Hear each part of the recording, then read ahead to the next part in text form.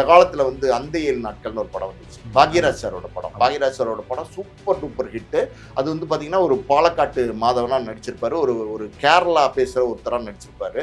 அது அன்னைக்கு super duper hit ஆச்சு. எப்போ 80களின் தொடக்கத்தில். இன்னைக்கு அதே உல்டா பண்ணி டியூடுன்னு ஒரு படம் வருது, பிரதீப் ரங்கநாதன் எடுத்த படம். இது என்ன சொல்வீங்க? இது காலத்தின் மாற்றம். ஒரு காலத்தில் வந்து வி சேகர்னு ஒரு இயக்குனர் இருந்தார், விரலுக்கு ஏத்த வீக்கம், புகுந்த விடா பிறந்த விடா, பொண்டாட்டி சொன்னா கேட்டுக்கணும், எடுக்க முடியுமா? இப்ப சட்லைஃப்லாம் பெரிய தோல்வி காரணம் என்ன அப்படின்னா, இல்லை சிம்பு இருக்காரோ, கமலஹாசன் இருக்காரோ, திரிஷா இருக்காங்களோ, ஏஆர் ரஹ்மான் மியூசிக்கோ, ஆனால் வந்து படம் ஏன் ஓடல? இவ்வளோ பேர் இருந்து அந்த படம் ஓடி இருக்கணும்ல. ஸோ இத்தனை பேர் இருக்காங்களே அப்படிங்கிறதுக்கு ஒரு வாரம் 10 நாளாவது ஓடி இருக்கணும்ல. அதாவது வந்து டிசாஸ்டரா எப்படி மாறிச்சு? அது காரணம் என்ன அப்படின்னா, ஒண்ணுமே இல்லை. இப்போ வந்து கார்த்திக் சுப்ராஜ் ஆகட்டும், நெல்சன் ஆகட்டும், லோகேஷ் ஆகட்டும், இன்னும் பாருங்க அட்லி ஆகட்டும், இவங்களும் வந்து ஃபேட் அவுட் ஆவாங்க. சாய் அபேங்கர்னு ஒருத்தர் உள்ள வராரு, 70 படம் போடுறதா சொல்றாங்க, 70 படத்துக்கு மியூசிக் போடுறதா சொல்றாங்க. அல்லு அர்ஜுன் வந்து அட்லி படம் இருக்கு இல்லையா, அதுக்கு மியூசிக் போறாரு. அதனுடைய காஸ்ட் ஆஃப் ப்ரொடக்ஷன் எவ்வளவு தெரியுமா? 900 கோடி. 900 கோடி படத்துக்கு ஒரு சாய் அபேங்கர் மியூசிக் போறாரு. அப்ப அனிருத் மியூசிக்கும் நல்லா தான் பார்த்துட்டு இருக்காங்க. அதே காலகட்டத்தில் உள்ள ஒருத்தர் கூட்டு சாய் அபேங்கர்னு அதகலம் படுத்துறாரு. இப்போ சங்கர் சாரோட ட்ராப் அவுட்டுக்கு வந்து டவுன்ஃபாலுக்கு முக்கியமான காரணம் ரைட்டர் அவங்க சுஜாதா இல்லாததான் அப்படின்னு சொல்றாங்க சார். அது உண்மையா? எல்லாமே ஒரு காரணம் தான். பல காரணங்கள் இதுக்குள்ள புரியுது உங்களுக்கு. அதுவும் ஒரு காரணம். இப்போ சுஜாதாலாம் பார்த்தீங்கன்னா,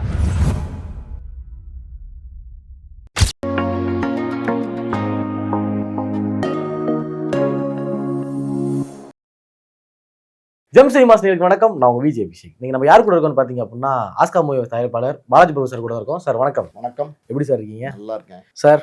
அதாவது உங்ககிட்ட ஒரு தயாரிப்பாளர் அந்த கேள்வி நம்ம வந்து கேட்டே ஆகணும். என்ன அப்படின்னா, நம்ம நான் சின்ன வயசுல இருந்தே ஒரு லெஜெண்டரியா பார்த்த ஒரு 2 டேரக்டர்ஸ் இருக்காங்க. யார் அப்படின்னா, ஒன்று சங்கர் சார், இன்னொன்று மணிரத்னம் சார். ஆனா இப்போ ரீசெண்ட் டைம்ஸ்ல வந்து பார்த்தோம்னா 2 பேராலையுமே வந்து சினிமா வந்து பெருசா அச்சீவ் பண்ண முடியல. நம்ம லெஜெண்டா பார்த்த ஒருத்தர், கோடியா நமக்காக வசூல் பண்ணி கொடுத்த ஒருத்தரால ஏன் சார் இப்போ இந்த ஜென்ரேஷன்ல என்னனால சார் ஒரு தரமான படம் கொடுக்க முடியல? ட்ரெண்ட் மாறிடுச்சு. டோட்டலாகவே ட்ரெண்டு மாறிடுச்சு. இன்றைக்கெல்லாம் பார்த்தீங்கன்னா நிறைய யங்ஸ்டர்ஸ் வந்துட்டாங்க. நிறைய புது கதைகளை, சின்ன கதைகள், அதாவது சின்ன நாட்டெல்லாம் எடுத்து கதை சொல்ல ஆரம்பிச்சிட்டாங்க. ரொம்ப டிஃப்ரெண்ட்டான கான்செப்ட்லாம் சொல்ல ஆரம்பிச்சிட்டாங்க. நீங்கள் வந்து பாருங்களேன், லவ் டுடேன்னு ஒரு படம், 2 பேரோட செல்ஃபோன் எக்ஸ்சேஞ்ச் பண்ணால் என்ன ஆகும் அப்படிங்கிற ஒரு நாட்டை வச்சு அந்த கதையை வந்து ரொம்ப அருமையாக சொல்லியிருந்தார். அதுக்கப்புறம் வந்து டியூடு, அதுக்கப்புறம் டிராகனு எல்லாம் நீங்கள் எடுக்கிற அதாவது வித் லவ்னு ஒரு படத்தில் வந்து பார்த்தீங்கன்னா அவிஷன் ஜீவித் அவர் வந்து நடிக்கிறாரு. அந்த படத்தை பார்த்தாலும் அது ஒரு டிஃப்ரெண்ட்டாக இருக்குது. யூத்துன்ற படம் கென் கர்னாஸே டைரக்ட் பண்ணியிருக்காரு. அந்த படத்தை பாருங்கள், அது டிஃப்ரெண்ட்டாக இருக்குது. காரணம் என்ன அப்படின்னா, இன்னைக்கு இருக்கிற இந்த 2K கிட்ஸை தாண்டி ஜென்சி கிட்ஸ்லாம் பார்த்தீங்கன்னா இந்த மாதிரி புதுசாக இன்ட்ரெஸ்டிங்கான இன்னைக்கு காலத்துக்கு ஏற்ற படங்களை தான் அவங்க வந்து பார்க்க விரும்புகிறாங்க. மணிரத்னம் அப்புறம் வந்து சங்கர் எல்லாம் பார்த்தீங்கன்னா நல்ல இயக்குனர்கள், ரொம்ப நல்ல இயக்குனர். தமிழ் சினிமாவில் நல்ல டெக்னீஷியன்ஸ். ஆக்சுவலி பார்த்தீங்கன்னா மணிரத்னம் சினிமாக்கெலாம் வந்தப்போ பார்த்தீங்கன்னா ரொம்ப ஈஸ்தட்டிக் சென்ஸோடு எடுப்பார். அவருடைய பகல் நிலவு முதல் படமே பார்த்தீங்கன்னா ரொம்ப வித்தியாசமாக பேசப்பட்டது. அப்புறம் அவர் எடுத்த ஒவ்வொரு படமே ரொம்ப நல்ல படங்கள். மௌனராகம் ஆகட்டும், அக்னி நட்சத்திரம் ஆகட்டும், தளபதி ஆகட்டும், அதுக்கப்புறம் பார்த்தீங்கன்னா நாயகன் ஆகட்டும், பாம்பே ஆகட்டும், ரோஜா ஆகட்டும், சொல்லிக்கிட்டே போகலாம். அதாவது அஞ்சலி, எத்தனை படங்கள், வெரைட்டியான படங்கள், வேற மாதிரியான கதைக்களத்தில் வந்து மணிரத்னம் வந்து ரொம்ப பிரமாதமாக பண்ணியிருப்பாரு. அலைப்பாயுதேங்கிற படம்லாம் பார்த்தீங்கன்னா லவ் அவ்வளோ பிரமாதமாக பண்ணியிருப்பாரு. ஸோ கீதாஞ்சலின்னு ஒரு படம் தெலுங்குல பண்ணியிருப்பாரு. ஸோ மணிரத்னம் அவர் ஒரு ட்ரெண்ட் செட்டர், அதில் எந்த மாற்று கருத்தும் கிடையாது. பிரமாதமாக படங்கள் எடுக்கக்கூடிய இயக்குனர் தான். நல்ல டெக்னீஷியன், ரொம்ப டேலண்டான டெக்னீஷியன். தமிழ் சினிமாக்கு கிடைச்ச ஒரு பெரிய அங்கீகாரம் மணிரத்னம்லாம். ஆனால் அதே நேரத்தில் பார்த்தீங்கன்னா இன்னைக்கு இருக்கிற ட்ரெண்டுன்னு ஒன்று இருக்கு பார்த்தீங்களா. அவர் வந்த காலம் என்னைக்கு, எப்போ கிட்டத்தட்ட 82 83 காலகட்டத்தில் அவர் சினிமாக்குள்ளே வந்தார். இப்போ எத்தனை வருஷம் ஆச்சு? 45 வருஷம் கிட்ட தொடர்ந்து படங்கள் எடுத்துட்டு இருக்காரு. நீங்கள் நோட் பண்ணி பார்த்தீங்கன்னா ஒரு ஸ்டேஜுக்கு அப்புறமே பார்த்தீங்கன்னா மணிரத்னத்தோட படங்கள் வந்து பெரிய வரவேற்பு இல்லாமல் போயிடுச்சு. ஒரு காலத்தில் நான்லாம் யங்ஸ்டர்ஸாக இருக்கும்போது, காலேஜ் எல்லாம் படிக்கும்போது மணிரத்னம் படம் வருதுனாலே பார்த்தீங்கன்னா பயங்கரமாக தேட்டரில் வந்து கூட்டம் அப்படியே அலமோதும், திக்குமுக்காடும் தேட்டரே. அந்த அளவுக்கு வந்து க்ரௌடு வருவாங்க. ஏதாவது புதுசாக சொல்லியிருப்பாரு, வேற ஏதாவது இன்ட்ரெஸ்டிங்காக சொல்லியிருப்பாருன்னு ஒரு எதிர்பார்ப்பு இருக்கும். அவருடைய அந்த கதை சொல்கிற விதம், அந்த படம் எடுக்கிற விதம் எல்லாமே ரொம்ப வித்தியாசமாக இருக்கும். 2 வரியில தான் டைலாக் பேசுவாங்க அவங்க கேரக்டர்ஸ் எல்லாம்.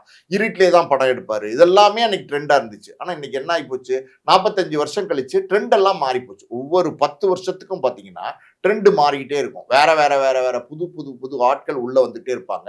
அப்படி இருக்கும்போது கிட்டத்தட்ட 40-45 வருஷம் வந்து மணிரத்னம்லாம் வந்து சஸ்டெயின் பண்ணியிருக்காரு. அப்படின்னா நின்னு ஜெயிச்சு காமிச்சிருக்காரு. ஸோ இப்ப இருக்கிற ஜெனரேஷன் அவங்களுடைய எதிர்பார்ப்புலாம் ரொம்ப வேற மாரி போயிருச்சு. நீங்க வந்து பார்த்தீங்கன்னா, மௌனராகம் எவ்வளோ அற்புதமான படம். அன்னைக்கெல்லாம் பார்த்தீங்கன்னா, சாங்ஸு அது ரேவதி, கார்த்திக், மோகன் அந்த படமே வந்து ரொம்ப சூப்பரா இருக்கும். ரொம்ப பொயட்டிக்கான படம். அது அவ்வளோ அருமையா வந்து கதை சொல்லியிருப்பாரு. கார்த்திக், ரேவதி 2 பேரும் லவ்வர்ஸு. கார்த்திக் வந்து பார்த்தீங்கன்னா, அதான் சுட்டு கொன்றுவாங்க. போலீஸ் பிடிக்கும்போது சுட்டு கொன்றுவாங்க. அவர் இறந்து போயிருவாரு.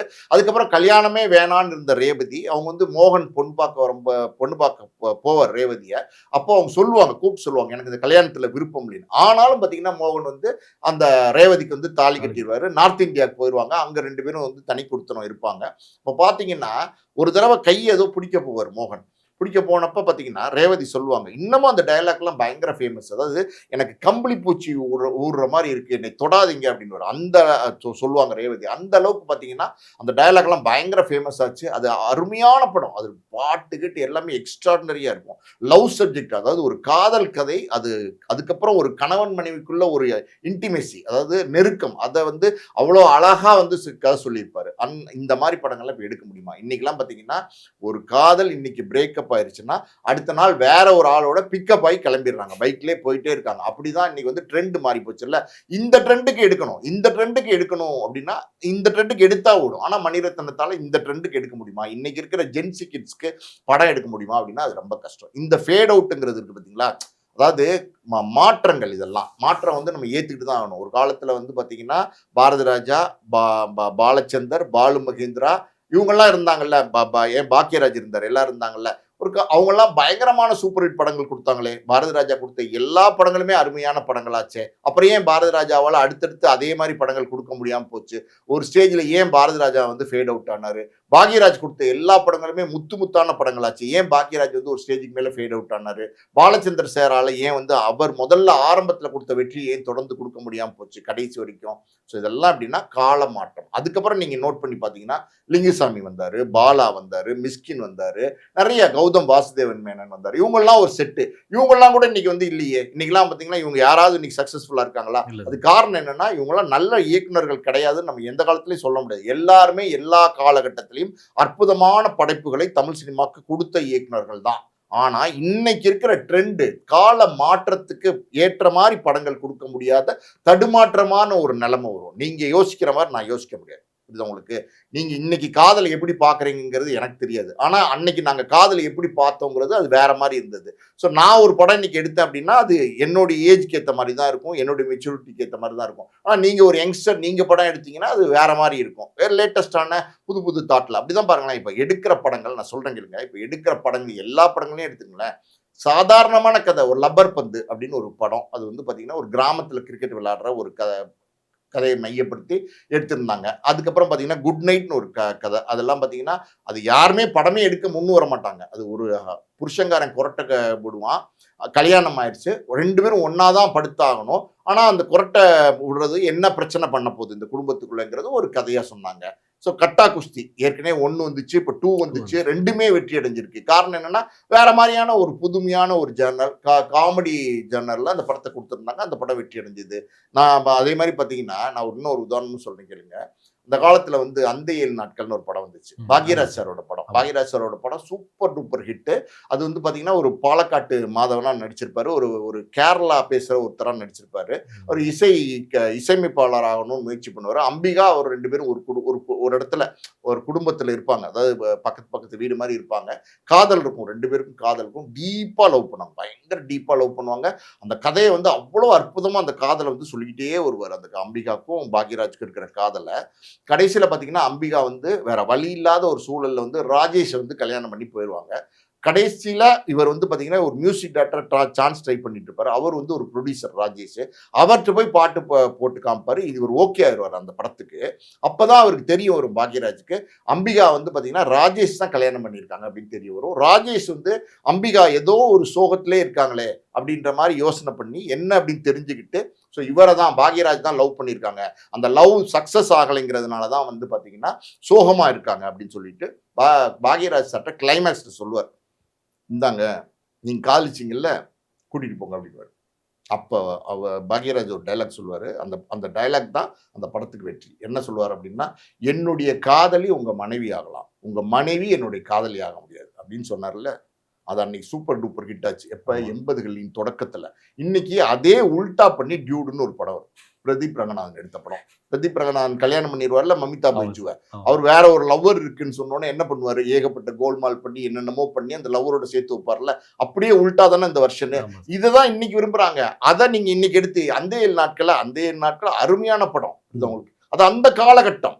இந்த காலகட்டத்துக்கு நீங்க அந்த படத்தை எடுத்துட்டு வந்து இப்ப சொன்னீங்கன்னா, அது மக்கள் ஏத்துப்பாங்களா? அப்படின்னா ஏத்துக்க மாட்டாங்க. ஏன்னா வேற மாறி போச்சு. இன்னைக்கெல்லாம் பார்த்தீங்கன்னா, 15 வருஷம் குறிப்பா பார்த்தீங்கன்னா, இந்த 15 வருஷத்துக்குள்ள நெறைய மாற்றங்கள். ஏகப்பட்ட மாற்றங்கள். இன்னைக்கெல்லாம் ஏது Instagram ஏது, Twitter ஏது, Facebook ஏது, இதெல்லாம் ஏது, சோசியல் மீடியா ஏது, YouTube ஏது, எதுவுமே கிடையாது. இன்னைக்கு ஒரு காலத்துல வந்து பார்த்தீங்கன்னா, பிளாக் அண்ட் ஒயிட்ல டிவி வந்துச்சு. அதுக்கப்புறம் அந்த பிளாக் அண்ட் ஒயிட் டிவி வந்து கலர் டிவியா வந்துச்சு. அதுக்கப்புறம் பார்த்தீங்கன்னா, படங்கள் வந்து எங்க பார்க்கறது? தூர்தர்ஷன்ல போட்டா மட்டும் தான் பார்க்க முடியும். அப்புறம் சேட்டலைட் சேனல்னு ஒண்ணு வந்துச்சு. அதுல படங்கள் போட்டாங்க. அதுக்கப்புறம் இன்னைக்கு ஓடிடின்னு ஒரு தளம் வந்துருச்சு. இதெல்லாம் இருந்தும் கூட பார்த்தீங்கன்னா, இன்னைக்கு எது டாமினேட் பண்ணுது அப்படின்னா, எல்லார் கையிலயும் இருக்கிற செல்போன்ல பார்க்குற YouTube, Insta, Twitter இதுல தான் Facebook இதுல தான் மக்கள் வந்து இன்னைக்கு பார்க்குறாங்க. இன்னைக்கு வந்து ஒரு டிவி சேனல்ல பார்க்குறாங்கன்னு நினைக்கிறீங்களா? அதிகபட்சம் வந்து சீரியல் பார்க்குறாங்க. பெண்கள் வந்து சீரியல் பார்க்குறாங்க. மத்தபடி வந்து ஒரு பெரிய மெயின் ஸ்ட்ரீம் மீடியாவே அவாய்ட் பண்ணி ஒரு சின்ன கைக்குள்ள வந்துருச்சு. ஸோ இது என்ன சொல்வீங்க? இது காலத்தின் மாற்றம். ஒரு காலத்துல வந்து வி.சேகர்னு ஒரு இயக்குனர் இருந்தாரு. விரலுக்கு ஏத்த வீக்கம். புகுந்த வீடா பிறந்த வீடா. பொண்டாட்டி சொன்னா கேட்டுக்கணும். எடுக்க முடியுமா இப்ப? முடியாது சார். அது அன்னைக்கு சூப்பர் டூப்பர் ஹிட். ஓடிச்சா? எல்லாமே சூப்பர் டூப்பர் ஹிட். நான் சொல்ற படமெல்லாம் பார்த்தீங்கன்னா 100 டேஸ் படம். அவர் கொடுத்த படம் அத்தனை படமும் சூப்பர். ஃபேமிலிக்குள்ள எடுத்து அந்த ஃபேமிலிக்குள்ள உள்ள பிரச்சனைகள் வடிவேலு, விவேக் யாராவது ஒரு சின்ன ஒரு ஒரு ஆர்டிஸ்ட் நிலகல் ரவி, கனகா யாரையாவது போட்டு எடுப்பாரு. அந்த படம் எல்லாமே மிகப்பெரிய வெற்றி படமா ஓடுச்சு. பெரிய பேரை கொடுத்துச்சு அந்த இயக்குனருக்கு. அவர் எடுத்தாலே அந்த படத்தை வந்து ஆடியன்ஸ் போய் பார்ப்பாங்க. இன்னைக்கு அப்படி படம் எடுக்க முடியுமா? அந்த படத்தை நான் குறைச்சு மதிப்பிடல. அது காலத்துக்கு அந்த காலத்துக்கு அது ஓகே. இந்த காலத்துக்கு அது ஓகே ஆகுமா? அப்படிங்கிறது தான் இங்க கேள்வி. ஸோ அப்டேட் ஆக முடியல. அன்னைக்கெல்லாம் மணிரத்னம்லாம் பார்த்தீங்கன்னா ஒரு பெரிய ஜீனியஸ். மிகப்பெரிய ஒரு லெஜண்ட். அவரெல்லாம் அருமையான படங்கள் கொடுத்துருக்காரு. அவருடைய வரிசை நான் சொன்ன வரிசை படங்கள்லாம் பார்த்தீங்கன்னா, ஒவ்வொன்னுமே வந்து முத்தான படங்கள் கொடுத்துருக்காரு. ஆனா, இன்னைக்கு அவருக்கும் மெச்சூரிட்டியும் ஆயிருச்சு. அவர் இன்னைக்கு காலம் ஏத்த மாரி சின்ன பசங்களோட காம்பீட் பண்ண முடியாத ஒரு சூழல். தக் லைஃப்லாம் பெரிய தோல்விக்கு காரணம் என்ன அப்டின்னா, அதுல சிம்பு இருக்காரோ, கமலஹாசன் இருக்காரோ, திரிஷா இருக்காங்களோ, ஏ.ஆர். ரஹ்மான் மியூசிக்கோ. ஆனா வந்து படம் ஏன் ஓடல? இவ்வளோ பேர் இருந்து அந்த படம் ஓடி இருக்கணும்ல. ஸோ இத்தனை பேர் இருக்காங்களே அப்படிங்கிறதுக்கு ஒரு வாரம் 10 நாளாவது ஓடி இருக்கணும்ல. அதாவது வந்து டிசாஸ்டரா எப்படி மாறிச்சு? அதுக்கு காரணம் என்ன அப்படின்னா, நீங்க புதுசா சொல்லணும்னு நினைக்கிறீங்க. நீங்க ஏதாவது வந்து இன்னைக்கு யங் ஜெனரேஷனோட புதுசா வேற ஏதாவது சொல்லணும். ஒரு கள்ளக்காதல் அது இதுன்னு சொல்லி அதை ஹிட் அடிக்கலாம்னு நினைக்கிறீங்க. ஆனா உங்களால முடியல. காரணம் என்னன்னா அப்டேட் ஆக முடியல. சூப்பரா சொன்னீங்க சார். ஆனா எனக்கு என்ன சந்தேகம் வருது, இப்போ மணிரத்னம் சாரே எடுத்துக்கிட்டோம் அப்படின்னா, ஃபர்ஸ்ட் மௌனராகம் படத்துல வந்து இந்த தாலின்றது வந்து ஒரு சென்டிமெண்டாவே வச்சு பார்த்துட்டு வருவாங்க. அந்த அப்பத்துல இருந்தே பார்த்தோம் அப்படின்னா. அதுக்கப்புறம் அந்த ஜெனரேஷன்ல நெக்ஸ்ட் லெவல் போனோம் அப்படின்னா, அலைப்பாயுதே. தாலிய கழட்டி தாலி எங்கடி அப்படின்னா பாத்ரூம்ல கழட்டி வச்சிருக்கேன் அப்படின்றது. ஸோ அதுலேருந்து நெக்ஸ்ட் லெவலுக்கு வர முடிஞ்ச மணிரத்னமால, அதுலேருந்து அடுத்த நெக்ஸ்ட் லெவல் இந்த பாய் பெஸ்டி, பெஞ்சிங், சிச்சுவேஷன்ஷிப்பு அதுக்குள்ள ஏன் சார் வர முடியல? அதுதான் நீங்க சொன்ன மாரி பார்த்தீங்கன்னா, தாலிய கழட்டிட்டு வைக்கிறது, அதெல்லாம் தாலிக்கு ஒரு முக்கியத்துவம் இல்லன்னு அலைபாயுதுல சொல்றதெல்லாம் சொன்னாரு மணிரத்னம். ஆனா பார்த்தீங்கன்னா, இன்னைக்கு ரொம்ப வித்தியாசமா போயிருச்சு. இன்னைக்கு என்ன நடக்குதுன்னே தெரியல. இன்னைக்கு காதல்னா என்னன்னே தெரியல. பக்கத்து வீட்டுக்காரன் தாலி கட்டுறான், இவன் ஒரு காலத்துல வந்து ஒரு காதலியை பார்க்கறதுக்கு காதலன் வந்து அவ்வளோ ஸ்ட்ரகிள் பண்ணுவான். நீங்க வந்து பார்த்தீங்கன்னா, டைப் ரைட்டிங் கிளாஸ்லாம் இருக்கும். காலையில 6 மணிக்கெல்லாம் கிளம்பி டைப் ரைட்டிங் கிளாஸ் போவாங்க. ஒரு சைக்கிள்ல அவங்க போவாங்க. அது பின்னாடியே வந்து பார்த்தீங்கன்னா, அவங்க பாத்திரக்கூடாதுன்னு ஃபாலோ பண்ணிட்டு போவாங்க. அந்த டைப் ரைட்டிங் கிளாஸ்லயே பார்த்தீங்கன்னா, அவங்க எப்படி லவ்வரும் வந்து ஜாயின் பண்ணுவான். அப்போ வந்து நீங்க விதின்னு ஒரு படமே வந்துச்சு. நீங்க எப்படி மோகனும் பூர்ணிமா பாக்யராஜும் நடிச்சிருந்தாங்க. அந்த படத்தை பார்த்தீங்கன்னா, இதுதான் கதையே. டைப் ரைட்டிங் கிளாஸ்ல 2 பேரும் பார்த்தீங்கன்னா அடிப்பாங்க. லவ்னு அடிச்சுட்டே இருப்பாங்க டெய்லி. அது மாதிரி ஒரு கதையில அந்த காலகட்டம். அன்னைக்கு வந்து கோயில்ல வந்து லைட்டா காதலி எய்த்தாப்புல வரிசையில் நிக்கும்போது, நம்ம முன்னாடி வரிசையில போய் நின்னு அப்படியே ஒரு சாமி கும்பிடுறதுக்கு ஒரு கண்ணு, இந்த பொண்ணை பார்க்கறதுக்கு ஒரு கண்ணு, அப்படி லைட்டா இருக்கிற மாதிரி பார்க்கறது, சிரிக்கிறது, அவங்க நடந்து போறது, பூ வச்சுட்டு போறது. நீ பூ வச்சுட்டு போறாங்களா பெண்கள்? எல்லாமே மாறி போச்சு. நான் தப்பா சொல்லல. இன்னைக்கு ட்ரெண்ட் மாறி போச்சு. பூ வச்சுட்டு போற பெண்களும் இருக்கத்தான் செய்றாங்க. டோட்டலா ட்ரெண்ட் மாறி போச்சு அப்படின்னும் போது, அந்த ட்ரெண்ட் இன்னைக்கு இருக்கிற ஒரு ஆணுக்கு பெண் சமம் தான். அதுல ஒன்றும் சந்தேகம் கிடையாது. பெண்ணுக்கு எல்லா உரிமையும் உண்டு, சம உரிமை உண்டு, எல்லாமே உண்டு. ஆனா எல்லாமே மாறுது. எல்லாமே டோட்டலா மாறுது.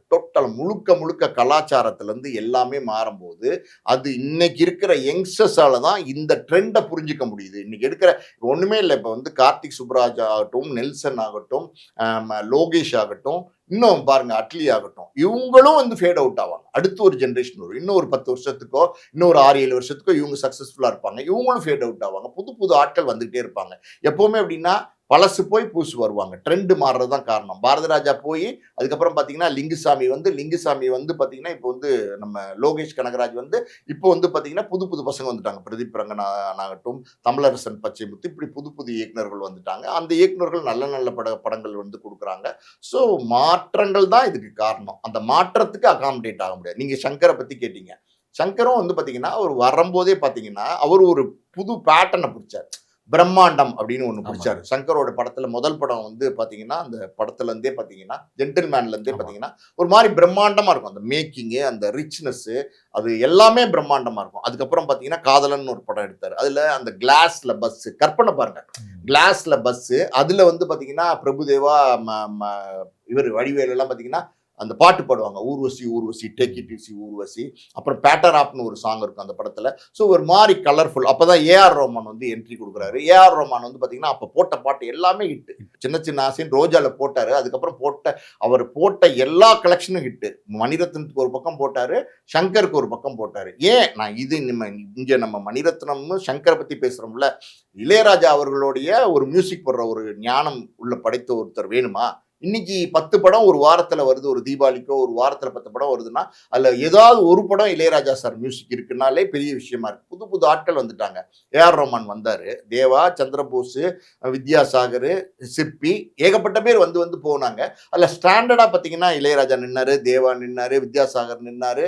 இவங்க எல்லாமே இப்ப ஃபேட் அவுட் ஆயிட்டாங்க. எல்லாருமே ஃபேட் அவுட் ஆகி ஏஆர் ரஹ்மான் ஒருத்தர் புதுசா வந்தாரு. ஏஆர் ரஹ்மான் வந்து பட்டை கிளப்பினார். அடிச்சு நொறுக்குனாரா இல்லையா? ஹிந்தில இருந்து பாலிவுட்ல இருந்து எல்லா பக்கமும் ஏஆர் ரஹ்மான டிமாண்ட் பண்ணி கேட்டாங்க, புக் பண்ணாங்க. இன்னைக்கு அப்படியே இருக்கு. இன்னைக்கு அனிருத் வந்துருச்சு. அனிருத் காலத்துல இப்ப அனிருத் தான் எல்லா படத்துக்கும் போறாரு. ரஜினிக்கு, கமலுக்கு, விஜய்க்கு, அஜித்துக்கு, இன்னைக்கு சூர்யாக்கு எல்லா படத்துக்கும் அனிருத் தான். அனிருத்தும் வந்து பாத்தீங்கன்னா அப்படி லைன்ல வந்து இப்ப பெருசா பாப்புலரா இருக்கும்போதே சாய் அபேங்கர்னு ஒருத்தர் உள்ள வராரு. 70 படம் போடுறதா சொல்றாங்க. 70 படத்துக்கு மியூசிக் போடுறதா சொல்றாங்க.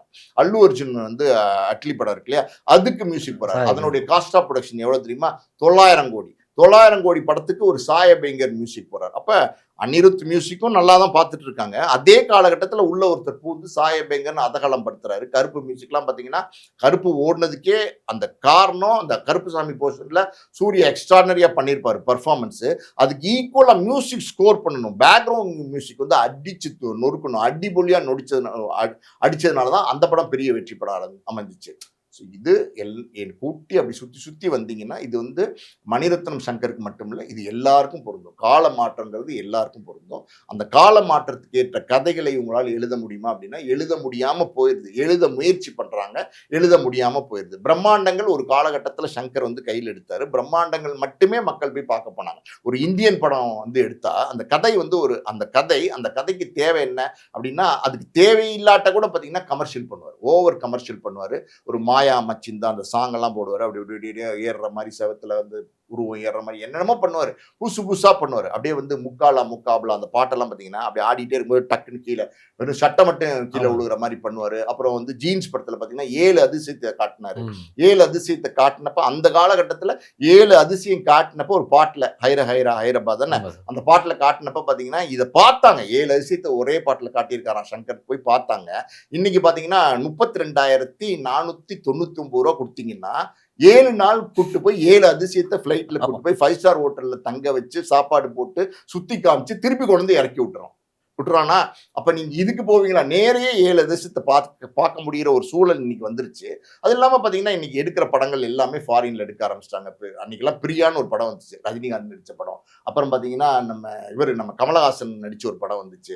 அந்த படம் எல்லாம் பாத்தீங்கன்னா அன்னைக்கு வந்து ஃபாரின்ல எடுத்தாங்கனாலே பார்ப்பாங்க. ஜப்பானில் கல்யாணராமன் ஜப்பான்ல எடுத்திருக்காங்கப்பா அப்படின்னு பார்த்தாங்க. அப்படிலாம் கிடையாது. ஜப்பானாது கிப்பானாது ஆஸ்திரேலியா, நியூசிலாந்து, மெல்பர்ன் எல்லாமே வந்து பார்த்தீங்கன்னா கைக்குள்ள வந்துருச்சு. எல்லாமே நீங்க வந்து செல்போன்ல பார்க்க முடியும். ஒண்ணுமே இல்லை, சும்மா மெல்பர்ன் அப்படின்னு சொல்லி இப்படி கூகுள் பண்ணீங்கன்னா மெல்பர்ன் எப்படி இருக்கு, எங்க இருக்கும், ஹோட்டல் என்ன இருக்கு எல்லாமே வந்துருச்சா இல்லையா? அப்படி இருக்கும்போது இதையே போய் படத்துல பார்க்கணும். ஸோ அந்த பிரம்மாண்டங்கள் மட்டுமே நம்பி எடுத்துட்டு இருந்தார் சங்கர். இந்த பிரம்மாண்டங்களை தவிர்த்து சங்கரால படங்கள் வேற பண்ண முடியாது. அந்த மைனஸ் வேற சங்கருக்கு வந்துருச்சு. ஸோ அப்படி இருக்கும்போது இப்ப இந்தியன் 2 ஏன் தோத்துச்சு தெரியுமா? இந்தியன் 1 ஏன் அவ்வளோ பெரிய வெற்றி அடைஞ்சு தெரியுமா? அன்னைக்கு வந்து அந்த லஞ்சம் ஊழலை பத்தி பேசினாரு. அன்னைக்கு அது வந்து பார்த்தீங்கன்னா, அது பெருசா பேசப்பட்டது. அத பயங்கரமா அத பத்தி பேசி படம் எடுத்திருந்தாரு. நல்ல ஹெவியா அந்த படத்த பண்ணியிருந்தாரு. இன்னைக்கும் திருப்பி வந்து கிட்டத்தட்ட 40 வருஷம், 30 வருஷம் கழிச்சு தாண்டி வந்து மறுபடியும் லஞ்ச ஊழல பத்தி பேசுறாரு. இன்னைக்கு யார் லஞ்ச ஊழல பத்தி பேசுறா? யாருமே எல்லாரும் பேசல. எல்லாம் வாங்கிட்டு தான் இருக்காங்க. அதனால என்ன ஆச்சுன்னா, அந்த அப்டேட் இல்ல. Game changer. ஏன் வந்து ஓடல? அப்டேட் இல்ல. ஸோ இந்த அப்டேட்டுக்கு வந்து வர முடியாத ஒரு சூழல் எல்லாருக்குமே வரும். அதனால அது மணிரத்னமும், சங்கரும் விதிவிலக்குன்னு நம்ம சொல்ல முடியாது. அவங்களுக்கும் இது பொருந்தும். எல்லாருக்கும் இது பொருந்தும். இன்னைக்கு இருக்கிற இயக்குனர்கள், பிரபலமான இயக்குனர்களா இருக்காங்கல்ல, இன்னும் 10 வருஷம் கழிச்சு பாருங்க, வேற வேற புது புது இயக்குனர்கள் வந்துருவாங்க. அப்ப இவங்களுக்கும் அது பொருந்தும். Okay sir. ஆனா இப்போ சங்கர் சாரோட டிராப் அவுட்டுக்கு வந்து டவுன்ஃபாலுக்கு முக்கியமான காரணம் ரைட்டர் அவங்க சுஜாதா இல்லாதது தான் அப்படின்னு சொல்றாங்களா சார்? அது உண்மையா? எல்லாமே ஒரு காரணம் தான். பல காரணங்கள் இதுக்குள்ள புரியுது உங்களுக்கு. அதுவும் ஒரு காரணம். இப்ப சுஜாதாலாம் பார்த்தீங்கன்னா, சங்கருக்கு வந்து ஒரு பேக் போன், முதுகெலும்பு மாரி இருந்தாரு. அவர் குடுத்த அந்த அவருடைய இன்புட்ன்னு ஒண்ணு இருக்கு பார்த்தீங்களா, அது ரொம்ப பெஸ்ட் இன்புட் சங்கர பொறுத்தவரைக்கும். அவரு ஏகப்பட்ட விஷயங்கள் தெரிஞ்ச ஒரு ஞானி, ஒரு அறிவாளி, ஒரு புத்திசாலி. அதனால அவர் வந்து அது குடுத்த விஷயங்கள்லாம் சங்கர் பயன்படுத்தினாரு. இன்னைக்கு அவர் இல்லைங்கிறது ஒரு மைனஸ் தான். இப்ப நீங்க நாயகன்னு ஒரு படம் அவர் மணிரத்னம் பண்ணார்ல, அதுல டயலாக் யார் எழுதுனா தெரியுமா உங்களுக்கு? பாலமுருகன்ற பாலகுமாரன்ற ரைட்டர் தான் வந்து டயலாக் எழுதினாரு. ஸோ அவங்கெல்லாம் வந்து பார்த்தீங்கன்னா, அவங்களுடைய இன்புட்டும் குடுத்தாங்க. இன்னைக்கு அப்படிப்பட்ட ஆட்களும் இல்ல.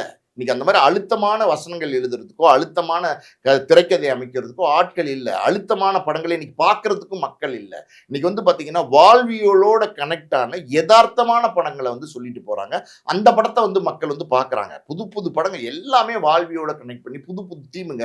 பார்க்கிங்னு ஒரு படம். மேலேயும் கீழயும் ஒரு 2 டெனன்ட் இருக்காங்க. ஒரு பார்க்கிங் தான் இருக்கு. அத வச்சு ஒருத்தன் கதை சொல்றான்னா, சொல்ல முடியும் 2 மணி நேரம்னு சொல்றான்னா, அத பார்க்குறாங்க மக்கள். இன்ட்ரெஸ்ட்டா குடுக்குறாங்கல்ல, அத பார்க்குறாங்க மக்கள். ஸோ வித்தியாசமாயிருச்சு. இப்ப நீங்க வந்து பைசன் ஒரு படம். அது ஒரு ஒரு ஒரு ஒரு ஒரு தீம் எடுத்துக்கிட்டு சொல்றாங்க. அதே மாரி வாழைன்னு ஒரு படம். அது ஒரு தீம் எடுத்துட்டு சொல்றாங்க. கொட்டுக்காளின்னு ஒரு படம் எடுக்குறாங்க. ஸோ இந்த மாரி வந்து வெரைட்டீஸ் ஆஃப் மூவிஸ் வந்து இன்னைக்கு வராங்க. நெறைய சாய்ஸஸ் வந்துருச்சு. நெறைய புது புது கதைகள், புது புது வெர்ஷன்ஸ வந்து இன்னைக்கு இருக்கிற யங்ஸ்டர்ஸ் வந்து விரும்புறாங்க. இன்னைக்கு தியேட்டருக்கு யார் போவாங்கன்னு நினைக்கிறீங்க? எப்பவுமே வந்து தியேட்டர் வந்து எப்படின்னா, ஒரு படம் வந்து வந்திருக்கு அப்படின்னா, காலேஜ் ஸ்டூடண்ட்ஸ் வருவாங்க. ஃபுல்லா வந்து வீக் டேஸ்ல அதாவது திங்கள்லேருந்து வெள்ளிக்கிழமை வரைக்கும் காலேஜ் ஸ்டூடண்ட்ஸ் வந்து பார்ப்பாங்க. எல்லா ஷோவும் வந்து கட் அடிச்சுட்டு வந்து பார்ப்பாங்க. அந்த காலேஜ் ஸ்டூடண்ட்ஸ் பார்க்கணும்னா, அந்த காலேஜ் ஸ்டூடண்ட்ஸ்க்கு ஏத்த படமா இருக்கணும். யூத்தா இருக்கணும்.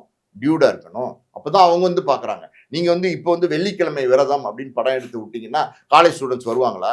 வரமாட்டாங்க. ஃபேமிலி ஆடியன்ஸ் வருவாங்களா? வரமாட்டாங்க. இன்னைக்கு எல்லாமே குறைஞ்சு போச்சு. ஃபேமிலி ஆடியன்ஸ் வர்றது எல்லாமே குறைஞ்சு போச்சு. குடுத்துடுறாங்க. சர்டிஃபிகேட் குடுத்துறாங்க. கூலிக்கு குடுத்துட்டாங்க. ஜனநாயகனுக்கு குடுத்துட்டாங்க. நிஜமாவே பார்த்தீங்கன்னா, ஜனநாயகன் படம் அது மட்டும் இல்லைன்னா, இன்னும் பெரிய கலெக்ஷன பண்ணியிருக்கும். ஆனா குடுத்துட்டாங்க. ஸோ இதெல்லாமே பலவிதமான டிராபேக்ஸ் இன்னைக்கு இருக்கு. ஒரு காலத்துல மல்டிப்ளெக்ஸ் தியேட்டர்லாம் கிடையாது. இப்பல்லாம் வந்து மல்டிப்ளெக்ஸ் தியேட்டர்லாம் வந்துருச்சு. வித்தியாசமா மாறிடுச்சு. சினிமாவே வித்தியாசமா இருந்துச்சு.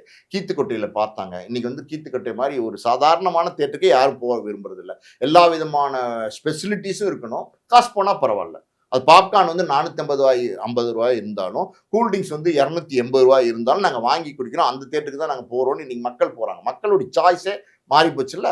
அப்ப இது எல்லாமே மாறும்போது இதுவும் மாறதானே செய்யும். இது எல்லாமே அப்படின்னா ஆல் அதாவது வந்து கால மாற்றம் தான் எல்லாத்துக்குமே காரணம். Okay sir. இப்ப வந்து நீங்க சொல்றது ஓகே அக்செப்ட் பண்ணிக்கலாம். ஏன்னா டைம் வந்து மாறிடுச்சு. ஆனா இப்பயுமே வந்து எந்திரன் படமா இருக்கட்டும், இல்ல வந்து அதுக்கு முன்னாடி வந்த முதல்வன வந்து இன்னுமே ரசிக்கிறாங்களா சார் நெறைய பேரு? முதல்வன் வந்து இன்னுமே பார்த்து ரசிக்கிறாங்க. அப்ப வந்த படம் சூப்பரா இருக்கு. இன்னுமே நெறைய பேர் என்ன சொல்றாங்கன்னா, இப்ப நம்மளே பப்ளிக் பைட் எடுக்க போறோம் படம் எல்லாம் சொல்றாங்க. மௌனராகம் மாரி ஒரு படம் இன்னும் வரல. அதுக்கெல்லாம் நாங்க வெயிட் பண்றோம். அப்படின்னு அந்த ஒரு வார்த்தையும் மக்கள்லாம் யூஸ் பண்றாங்களே சார்.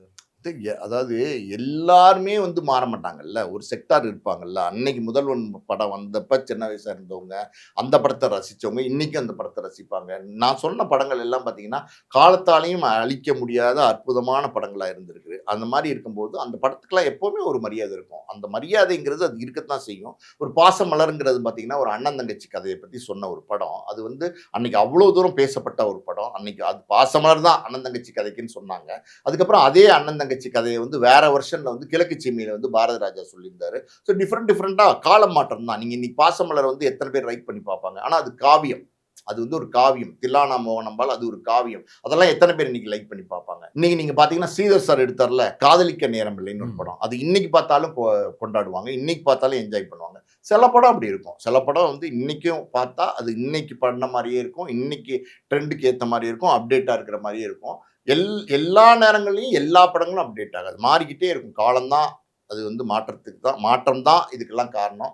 யாரையும் குறை சொல்ல முடியாது, டெக்னீஷியன்ஸ்லாம் குறை சொல்ல முடியாது. நல்ல அஞ்சலி மாதிரி ஒரு படம் கொடுக்க முடிஞ்ச, பாம்பே மாதிரி ஒரு படம் கொடுக்க முடிஞ்ச மணிரத்னத்தால இன்னைக்கு படம் கொடுக்க முடியலைங்கிறதுக்கு இதுதான் காரணம். Okay sir. அந்த ட்ரெண்டை வந்து அவங்களால சரியா பிடிக்க முடியல அப்படிங்கிறது ஒரு காரணம். ஒண்ணுமே இல்லை தம்பி, அப்டேட் ஆக முடியல. சிம்பிளா சொன்னா அப்டேட் ஆக முடியல இன்னைக்கு ட்ரெண்டுக்கு. சார் இப்போ ஒரு படம் ஒன்று எடுக்கிறாங்க அப்படின்னா ஒரு 7 ஏடிஸில் ஒரு 8 ஏடிஸ் வச்சுப்பாங்க. அந்த 7 ஏடிஸ் 8 ஏடிஸ் வந்து ஒரு யங்ஸ்டர்ஸாக யூஸ் பண்ணிக்கிட்டாங்க அப்படின்னா அவங்களே அதிகமாக கதை வந்து ஏடிஸ் தான் எழுதுறாங்க அப்படின்னு சொல்லி ஒரு சைடு இருக்குல்ல சார். அப்படி இருக்கிறப்போ அவங்களாலே கூட கேட்ச் பண்ண முடியாமல் இருக்கும். எப்பவுமே நீங்க ஒரு விஷயத்த தெரிஞ்சுக்குங்க, யாரும் உங்களுக்கு வந்து உள்ள இன்புட் கொடுக்க முடியாது, உள்ளுக்குள்ள உங்களோட விஷயத்த செலுத்த முடியாது. இதெல்லாம் கிரியேட்டிவிட்டி. இது வந்து எப்படின்னா, ஒரு படைப்பை நீங்க உருவாக்கும் போது ஒரு டைரக்டரா ஒரு கிரியேட்டரா உங்களுக்குள்ள இருந்து வர ஒரு விஷயம் இருக்கு பார்த்தீங்களா, அது வந்தாதான் அந்த தனித்துவம் தெரியும். நீங்க யார்கிட்டயோ கேட்டு கேட்டு கேட்டு படம் எடுக்கணும்னு நினைச்சீங்கன்னா அது இன்னும் மோசமா போயிடும். அது ஏடிஸ் வந்து சின்ன பசங்களா இருந்தா கூட அவங்களுடைய இன்புட்ஸ் வந்து கேட்க தான் முடியுமே தவிர அதை செயலாக்கம் பண்றதுல நிறைய டிஃபிகல்ட்டிஸ் இருக்குல்ல. ஒண்ணுமே சிம்பிளா சொல்றேன் கேளுங்க. ஒரு 55 வயசு இருக்கிறவர்கிட்ட ஸ்கூட்டி வேணுமா பைக் வேணுமா அப்படின்னு கேட்டிங்கன்னா ஸ்கூட்டி தான் வேணும்வாங்க. அதாவது இந்த கைனட்டிக் ஹோண்டா மாதிரி இதுதான் கம்ஃபர்டபுளாக ஃபீல் பண்ணுவாங்க. அதே நேரத்தில் நீங்கள் யங்ஸ்டர்ஸ் கிட்ட போய் ஒரு 18 வயசு பையன்கிட்ட கேளுங்க, என்ன இந்த எஃப்இசட் வேணும், யமகா வேணும், அது வேணும் அப்படின்னு கேட்பான்ல. அதுதான் அந்த ட்ரெண்டு தான் எல்லாமே வந்து பார்த்தீங்கன்னா அவங்களுக்கு அந்த காலகட்டத்தில் வர்றது தான் வரும். நீங்க வந்து அவங்கள வலுக்கட்டாயமா வந்து வேற யாரோ இன்புட் கொடுத்து எடுக்க வைக்கணும்னு நினைச்சீங்கன்னா அது எடுக்க வைக்கவே முடியாது. அது படைப்பு அப்படி பண்ணவே முடியாது. Okay sir. இப்போ யங்ஸ்டர்ஸ்க்கே வந்துடும். இப்போ யூத் மாதிரியோ இல்லை வந்து டியூடு மாதிரியோ, இப்போ டியூடே எக்ஸாம்பிளுக்கு எடுத்துக்கிட்டோம் அப்படின்னா அது வந்து ஒரு பேட் எக்ஸாம்பிள் தானே சார் மக்களுக்கு. நீங்க இன்னைக்கு பேட் எக்ஸாம்பிள் நீங்க சொல்றீங்க. நல்ல படமா நல்ல படம் இல்லையான்ற டிபேட் வந்து டியூட் வந்தப்போ வந்துச்சு. கலாச்சார சீரழிவு எல்லாம் சொன்னாங்க. ஆனா அது 100 கோடி கலெக்ட் பண்ணுச்சே. அப்ப அந்த படத்தை மக்கள் பார்த்துருக்காங்களே, யங்ஸ்டர்ஸ் வந்து பார்த்து கொண்டாடி இருக்கிறாங்களே. அப்ப நீங்க வந்து அந்த படம் கலெக்ஷனை கொடுத்துருச்சு, அது வெற்றி கொடுத்துருச்சு, லாபத்தை கொடுத்துருச்சு. அப்ப நீங்க உங்களுடைய விமர்சனங்கள் எல்லாத்தையும் தாண்டி எப்பவுமே வெற்றி லாபம் தான் உங்களுக்கு இங்க பேசும். அந்த வெற்றி கிடைச்சி போச்சு இல்லை. அப்புறம் நீங்க இது டிபேட் பண்ணி என்ன பிரயோஜனம்? கலாச்சார சீரழிவா அப்படின்னா இன்னைக்கெல்லாம் வேற மாதிரி, நான் சொன்னேன்ல, வேற மாதிரி போயிட்டு இருக்கு. அப்படி இருக்கும்போது இதை நம்ம ஏற்றுக்கிட்டு தான் ஆகணும். Okay sir. ரொம்ப சூப்பராக சொன்னீங்க. அதாவது இனிமேல் போக போக போக வந்து தமிழ் சினிமா வந்து எந்த மாதிரி மாறும் அப்படின்றது வந்து நமக்கு தெரியவே இல்லை. ஆனால் பழைய கல்ட் மூவி அப்படியே இருக்குது. புதுசாக வர மூவி தான் நிறைய பேர் கொண்டாடிட்டு இருக்காங்க. Okay sir. Thank you sir. எங்களுக்கான நேரம் ஒதுக்கி நிறைய தகவல் கொடுத்ததுக்கு நன்றி சார். நன்றி.